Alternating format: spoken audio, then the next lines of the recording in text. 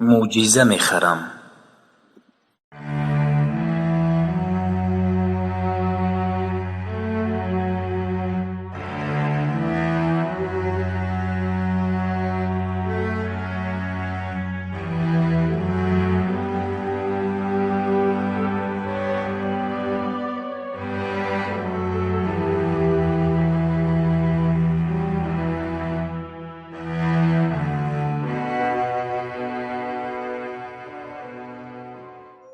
دخترک از خواب بیدار شد و شنید که پدر و مادرش با هم در خصوص برادر خردککش صحبت دارند.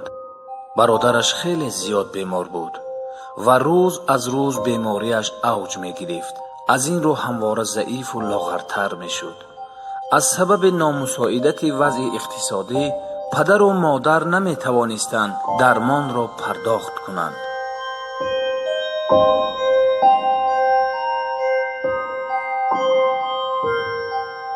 دخترچه آهسته در را نمراغ می کند و به گپ‌های پدر و مادرش گوش می اندازد.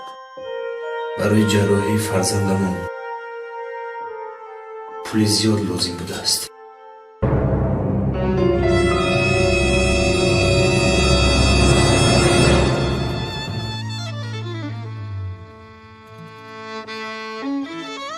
اینقدر پول رو از کجا می‌یابه؟ تو مادر از روز به روز کلان شده است. من دیگر طاقت دیدن این رنج و عذاب فرزندم رو ندارم.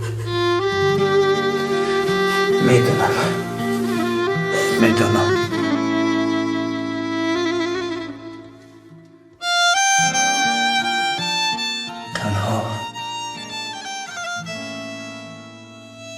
تنها معجزه میتواند فرزندمان رو نجات دهد. تنها معجزه میتواند فرزندمان رو نجات دهد. تنها معجزه.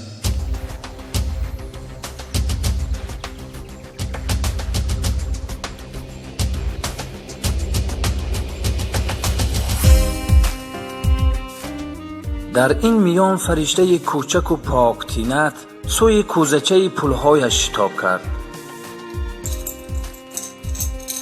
او با سادگی خود گمان داشت با این مقدار میتواند معجزه خریداری نماید.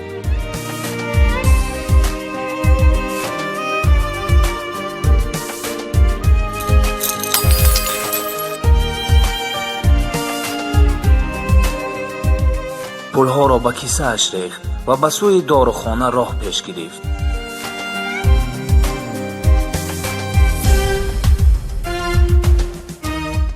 چون وارد داروخانه شد با یک باوری و احساسات بلند تنگه های کیسه اش را برآوردن گرفت.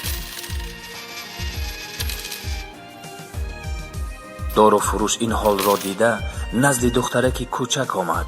ها دختر جان چی میخواهی؟ یک معجزه ده. چی؟ یک معجزه ده. معجزه؟ برای چی؟ پدرکم بیماره، چیز در مغز سرش سود از روز کلان میشود. پدرم میگوید فقط معجزه میتواند به آن نجات دهد. من همه چیز را آوردم تا برایش معجزه بخرم. ببخش دختر جان، من به تو کمک کردن نمیتوانم. ما در اینجا معجزه نمیفروشیم. ای التماس، پدرکم عذاب میکشد. دختر جان گفتم که معجزه نمیفروشیم. دخترچه از این گفته های داروفروش اندوهگین گشت و ناامیدی پدید آمد. اما پایان شبی سیاه سفید است میگویند. ناگهان دست مویهای دخترک را نوازش کرد و گفت: چقدر پول داری؟ انا. اوه، با این پول ها معجزه خریده میشود است که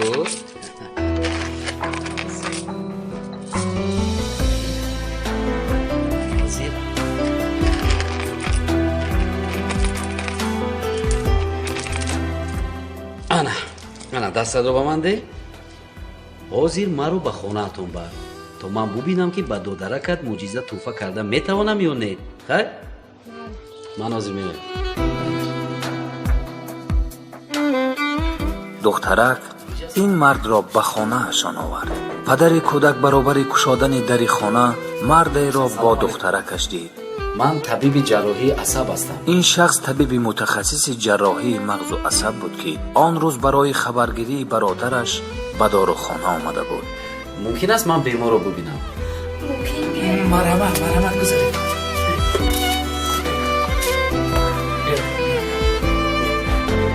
السلام علیکم. جوره من چخیر؟ молодец خزان چخیر؟ سر چخیر سر؟ پس از 2 روز جراحی به پرداخت مبلغ زیادتی انجام شد. پس از مدت کودک صحت و سلامت به آغوش گرم خانه و کاشانه برگشت. ایمان و باوری دخترچه برادرش را نجات داد. دوستی من و تو نیز می توانیم معجزه بخریم، معجزه بفروشیم، معجزه کنیم اگر به یاد داشته باشیم که انسان هستیم و خدای هم هست که هیچ عملی را بی پاداش نمی گذارد.